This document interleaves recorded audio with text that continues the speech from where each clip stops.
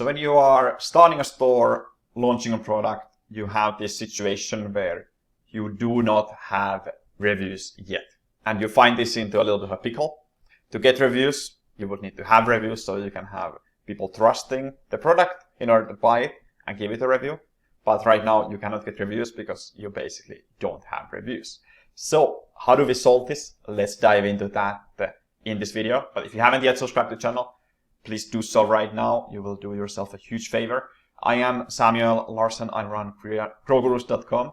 We are a boutique consulting agency, mostly working on 7- and 8-figure stores, doing a couple dozen stores at any given time. So we have a lot of insights from those stores to share on this channel. So let's jump into this one. And in the beginning, you might be asking like reviews, who cares? Well, according to statistics, it says like 49% of shoppers say that they actually trust online reviews as much as personal recommendations from family and friends. So it's a huge factor in convincing people to try brands and products that they have not yet tried or experienced with. And here we have also seen statistics where the online conversions increase 133% when mobile shoppers see positive reviews before buying. So if you are thinking about this in the advertising game, this is often the difference between unprofitable and quite good profits. So this one is an important thing to solve. So naturally this begs a question, what if you don't have enough customer reviews or social proof in general? What should you do? Well, we've identified 5 things here that you can do to get yourself out of this situation. It's going to take a little bit of work, but it's not impossible by any means. And not doing it is actually more work because you will be basically inefficient for the lifetime of your business, which in a way is likely to be short if you don't have any reviews or a review collection process in place. So the first thing you can do is super simple, but most merchants still don't do it, is simply to ask. Often you don't have reviews because you haven't asked.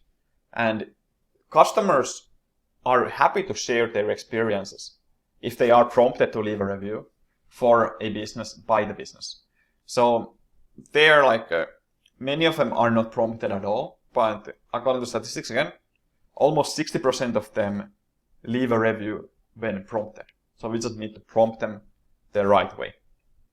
And it's good to understand here that even your most loyal customers might not take the initiative themselves to write a review for you unless you ask. And that's because there's no trigger for that. Like when you get the product, you kind of forget that, oh, I could review this online, unless that's a regular behavior of yours. But if you have a trigger, something that prompts you to action, then you are more likely to do it. The final thing I can say about the ask thing is that you might be a little bit intimidated by doing this, but if you don't ask for the reviews, then there's a huge downside for that. And this might even seem a little aggressive to you, but if you think of that like asking for reviews and having people browse through a product page that has a lot of reviews, for example, is far less aggressive than trying to cold sell and hard close with urgency timers and any other tricks that you would otherwise need to do, because you can't basically build a brand without reviews and positive experiences. So keep in mind, people are generally willing to leave reviews and like being heard if triggered and if given a chance. Now, there are several ways to ask and gather customer reviews. If you want me to create a video about it, just let me know in the comments below. Happy to do that if there's interest for it. Alright, next. Second tip here, just automate the review process. So you set it and forget it.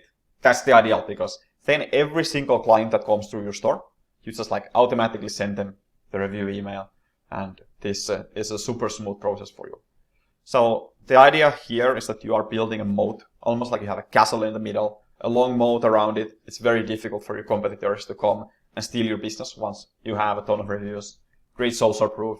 They can copy your product, but they can't really copy your customer experience so easily. So it really helps with that. And it should really be a regular part of your day-to-day operations and business. It's Important to do this consistently, as then the old reviews like slowly lose value, and there like you would need to see that like hey, this business is still active, there's reviews from this year, and people are still purchasing this. It's not a thing from the past. All right, third thing here that I wanted to highlight is make the review forms easy and make them accessible. So before you even think of asking for reviews, just make sure that you have a simple and effective review collection in place, and these review forms would then be easily reachable by customers. Many online review apps, etc., have this pretty well configured. You might want to simplify it further and to see like what's the core of the core that we need, because the reviews are for people that are browsing the site, and if you are not going to show that extra information, then that information is just extra. It's extra friction and unnecessary. So should be as easy as possible, and use review apps here if needed. And people can, for example, easily tap on star ratings, leave a short review, save it, and then like afterward have an option to upload product additionally or product photo. That would be perfect, because then you have already got the review and then you can get a better one. So I have also reviewed some of the review apps in my previous video. We will be linking it in the description below. So that is the video about which review app should you choose for your Shopify store. So there's top 5 review apps reviewed, so you can have that covered for you. All right, next up is we're focusing a little bit more outside of reviews to help this initial phase where you don't have as many reviews, but you would need to solve the problem of not having social proof.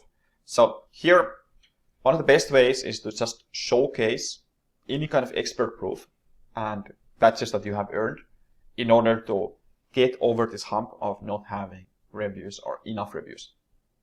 So if you have certifications or any proof from any association or partnerships that you have joined, for example, like we have Shopify experts, we are like Shopify certified experts, we are like CXL certified, and we are Klaviyo partners, and like there's all these like different things that like we as an agency have managed to get into that are not just like available for anyone.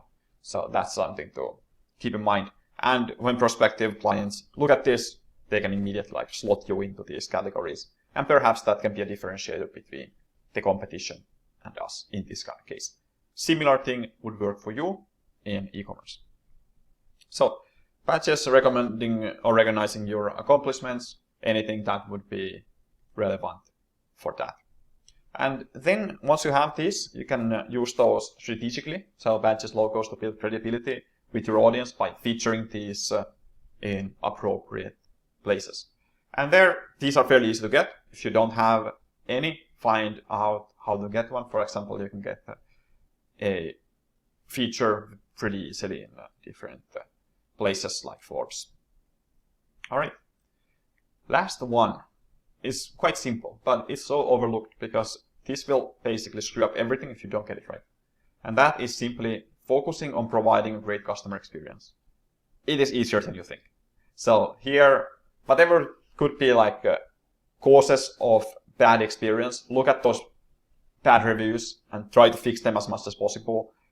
Respond to those so that you don't have a negative thing going about you online. So ideally, of course, like smooth checkout, fast shipping, great customer service. But here you have to often pick and choose which ones are possible. But generally, like aiming to deliver the best customer service that you can at your price point as a good, adequate, like little minimum. At least having customer support respond to these pretty fast is quite inexpensive these days, because a lot of it can also be done by AI and virtual assistants. Just remember that the word of mouth still remains as the most valuable form of advertising. And the more satisfied your customers are, the more chances you have to get a strong social proof that supports your brand. Okay, so those were the 5 things that you can take away from this video. Hope you enjoyed it. Make sure to subscribe to the channel, like the video if you liked it, if you found any value of this at all. I hope you did. This will also help optimize your YouTube algorithm so that you get more educational, smart content to upskill yourself. Yeah. Good. Thanks for watching. Make sure to watch a new one, and looking forward to seeing you there. Cheers.